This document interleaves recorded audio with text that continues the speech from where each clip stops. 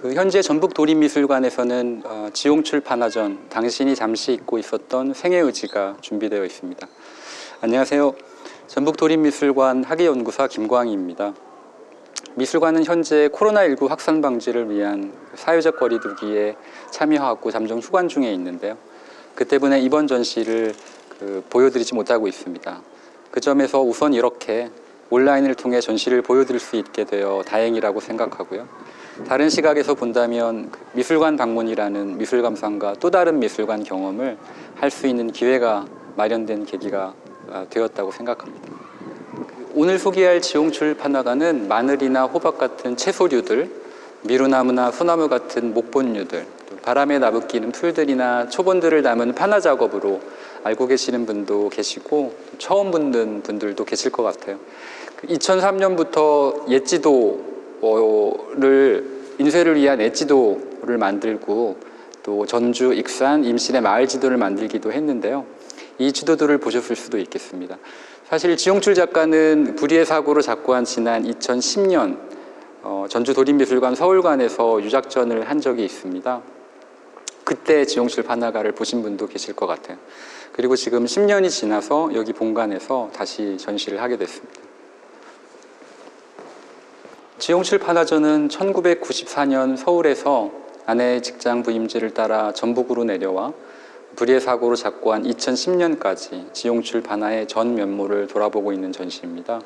전시는 2개의 전시실에서 진행되고 있는데요. 메인 전시실에서는 지용출 판화 작품이 전시되어 있고요. 맞은편 전시실에는 지용출 작가가 사용했던 판화 프레스, 또 조각도나 뷰렌 같은 판화 도구들, 그리고 영상 등 아카이브를 통해 판화라는 장르를 이해할 수 있도록 구성되어 있습니다. 먼저 지용출 판화 작품으로 구성되어 있는 이 전시실부터 보시죠. 입구에는 판화의 기원을 상기하고 이 장르에 쉽게 다가가실 수 있도록 구성했습니다. 판화의 기원에 대해서는 여러 가지 설이 있지만 초기 판화는 인쇄 방법으로 널리 알려져 있죠. 예를 들어서 우리나라나 동양의 경우에는 불교 보급을 위해 문자를 목판에 새기는 데 판화가 쓰였지만 서양에서 판화는 도판으로 널리 활용되었습니다. 여기 보시면 전시 서문글 벽에 지용출 판화가 있는데요. 2003년에 만든 이 작품은 본인의 얼굴을 새겨놓고 3분의 2 정도의 검은 배경을 넣어서 새벽이라고 제목을 붙였습니다. 여기 보면 또 다른 작품도 있는데요. 바람소리라고 하는 작품이고요. 섬진강 시인으로 잘 아실 김용택 시인께서 지용출 판화에 대해 짧은 글을 써주셨거든요.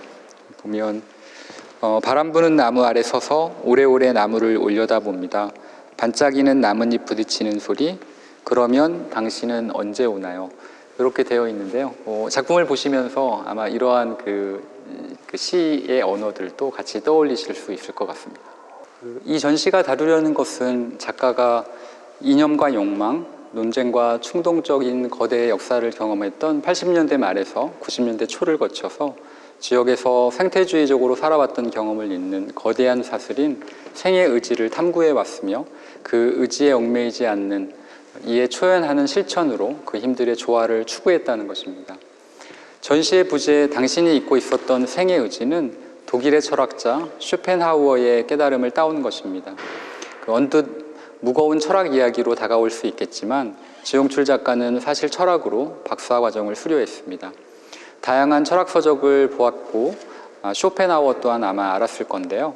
쇼펜하우어는 우리가 의식하는 역사나 일상, 시간과 생애에는 조건 없는 무의식적 힘이 생동하는데 이를 살고자 하는 의지, 생의 의지라 불렀습니다. 예를 들어 돌 같은 무기물 해도 거기 있으려는 힘이 있고 식물이나 동물 같은 것들도 생의 의지를 갖고 있죠. 그리고 인간에게서 이 의지는 절대적으로 충동적인 것이 되는 건데요. 우리는 살기 위해 돌을 옮기기도 하고 식물이나 동물을 먹기도 하니까요. 사회는 이 같은 생의 의지가 표명되고 이 의지들이 서로 충돌하는 세계입니다. 굴곡의 시기를 거쳐서 투쟁의 사회를 살아왔던 지용출 작가에게 이 의지는 중심 주제로 연구됐습니다. 그리고 전북 지역에 내려와 생태주의적으로 살아가면서 이 의지를 미술의 실천으로 대면하려 했습니다. 자연과 사회를 충직하게 관조하면서 세계를 움직이게 하는 이 의지의 힘을 돌아보는 것이죠. 따라서 민중운동의 강력한 행동을 목적으로 하는 예술 활동을 했던 지용철 작가에게는 역설적으로 이 관조의 태도가 또 다른 사회적 발언이자 실천이기도 했습니다. 여기 도입부의 섹션은 파나와 미디어라고 이름 붙였는데요. 지용철의 파나 실험을 다루고 있습니다. 그는 파나의 형식 기법을 많이 고심했습니다. 추계대를 막 졸업한 이후 제작했던 작품부터 목파나 작품에 정착했던 2000년 초까지 작업 형식이 여기 망라되어 있습니다. 여기 지금 89년 신촌에서 뜨거운 오후에는 실크 스크린으로 만든 작품인데요. 추계예술대학 총학생회장을 역임했던 때 만든 작품입니다. 민중운동적인 그런 느낌들이 많이 있죠. 보시다시피 지용철 파나가는 실크 스크린, 또 동판, 다색 목판, 수인 목판, 석판 등 다양한 파나를 실험했습니다. 그리고 그는 목판에 이끌려 99년 이후에는 거의 목판 작업을 주로 하게 됩니다. 왜 그는 목판으로 이끌려갔을까 하는 질문으로 전시를 감상하시면 흥미로울 것 같아요. 가령 여기 힌트가 있는데요. 김수영 시인의 시로 널리 알려진 문구를 제목에 붙인 작품입니다. 기름 물감이 아닌 술채 물감으로 찍은 수인 목판 파나 형식으로 찍은 2002년도 작품 풀이 눕는다. 그죠? 분명 민중의 힘을, 민초의 생명력을 은유하는 이 작품에는 2002년 이전과 이후 지용철 파나의 주요한 특징이 잘 드러나 있습니다. 식물, 작은 생명, 대지, 파나라는 기록으로서의 드로잉 같은 작업의 특징들이 잘 보인다고 생각됩니다. 여기는 파나와 드로잉 사이에 서로 이름 붙인 두 번째 섹션입니다. 80년대에 이르러 미술은 추상적인 것과 더불어 구체적인 것이 다시 주목받게 됩니다. 형태를 표현하는 것과 선을 긋는다는 실천이 주목받죠. 이때 드로잉과 파나를 선이라고 하는 형태를 같이 묶어서 연구하기도 했습니다. 기록은 지용철 파나에게 중요한 실천이었습니다. 의지가 드러나는 자본과 물질 문화의 빠른 속도 속에서 현실감을 재확인하고자 풀이나 채소, 이들 주위에 흐르는 잔잔한 바람 같은 작은 것들에 주목하고 이를 기록했습니다. 보시면 약간 식물도감 같은 듯이 보이시죠? 동양화의 화훼화나 풀과 곤충을 그린 초충화처럼 보이기도 하는데요.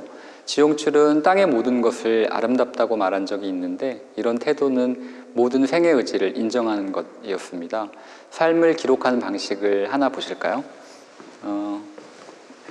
이 작업은 팥꽃과 더덕이라고 이름 붙은 두 작업인데요.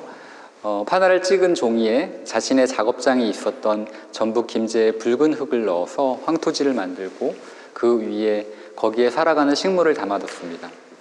생명, 땅, 의지 이런 것들을 기록하는 노력이 이 두 작품을 통해서 잘 드러나 비교되고 있습니다.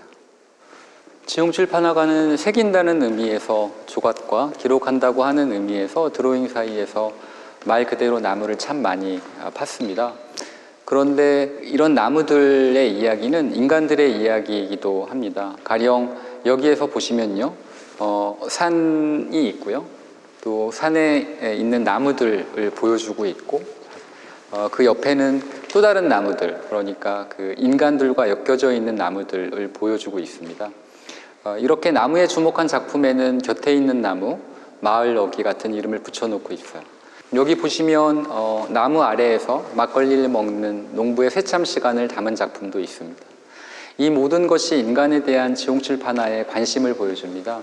그 태도는 느긋하되 중심에서 바라보는 것이죠. 여기 목판 원판과 파나 작품을 보시죠. 이런 걸 무매개적인 가담이라고 할 수 있을 텐데요. 나무 이야기를 하면서 나무를 이용해 나무를 표현하면서 어떤 다른 매체 없이 그 자체인 나무를 이야기하고 있죠.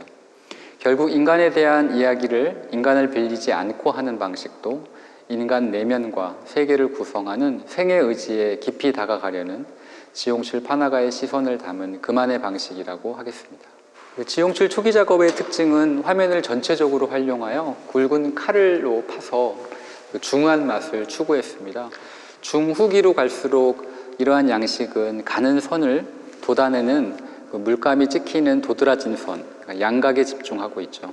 특히 이 시기에 여백이 강조됩니다. 그래서 후기 지용철의 특징은 대상과 주의의 나란함이나 면의 납작함이라고 할 수 있겠습니다.